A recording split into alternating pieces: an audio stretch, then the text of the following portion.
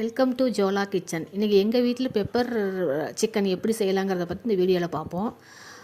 சட்டி காஞ்சிருச்சு. தாளிப்புக்கு தேவையான பொருளெல்லாம் சேர்த்துப்போம். தேவையான ஐட்டம்லாம் வச்சுருக்கேன். இஞ்சி பூண்டு பேஸ்ட்டு வச்சுருக்கேன். வெறும் பூண்டு இடித்து வச்சுருக்கேன். வெங்காயத்தை ஒரு வெங்காயத்தை அரைச்சி வச்சுருக்கேன். தக்காளியும் ஒன்று அரைச்சி வச்சுருக்கேன். மல்லித்தூள், மிளகாத்தூள், மஞ்சத்தூள் இதையும் எடுத்து வச்சுருக்கேன்.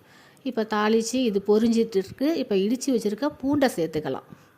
இந்த பூண்டை இடித்து சேர்க்கும்போது அதில் ஒரு வாசம் ஒன்று வரும் பாருங்கள், அருமையாக இருக்கும். அது நான்வெஜ் செய்யும்போது பெரும்பாலும் இது மாதிரி செஞ்சிங்கன்னா டேஸ்ட்டாக இருக்கும்.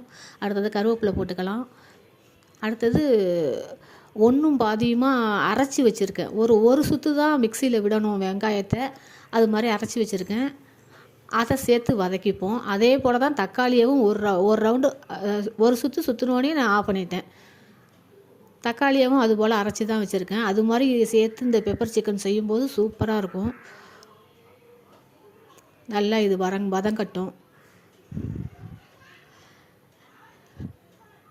செம்மையாக இருக்கும். இது வாசனை வதங்கும்போது அப்படி ஒரு வாசனை அடிக்குது. அடுத்தது தக்காளியை அடித்து வச்சுருக்கோம்ல, அதையும் சேர்த்துக்கலாம். எங்கள் வீட்டில் உள்ளவங்களுக்கு இது ரொம்ப பிடிக்கும். பெரும்பாலும் 65 தான் செய்வோம். என்றைக்காவது ஒரு நாள் இது மாதிரி பெப்பர் சிக்கன் செஞ்சு நல்லா சூடான சாதத்தில் கொதிக்க போட்டு சாப்பிட்டோம்னா செமையாக இருக்கும். இஞ்சி பூண்டு பேஸ்ட்டு போட்டாச்சு. இப்போ எல்லாம் சுருளை வதங்கிருச்சு மசாலா. அடுத்தது தேவையான காரத்தெல்லாம் சேர்த்துக்கலாம். வெறும் மிளகாத்தூள், மல்லித்தூள், மஞ்சத்தூள் இது மூணையும் போட்டு நல்லா வதக்கிப்போம். நல்லா வதக்கினதுக்கப்புறம் க்ளீன் பண்ணி வச்சுருக்க சிக்கனை சேர்த்துக்கலாம். சிக்கன் 1 கிலோ எடுத்திருக்கேன்.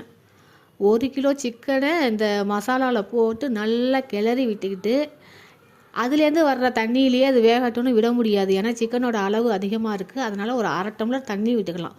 இப்போ இதுக்கு தேவையான உப்பை சேர்த்துப்போம்.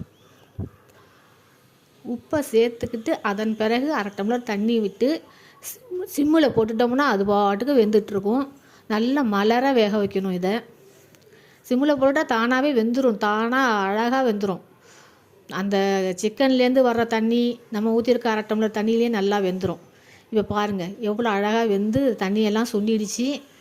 நம்ம ரொம்ப அந்தளவுலாம் தண்ணி ஊற்றலை.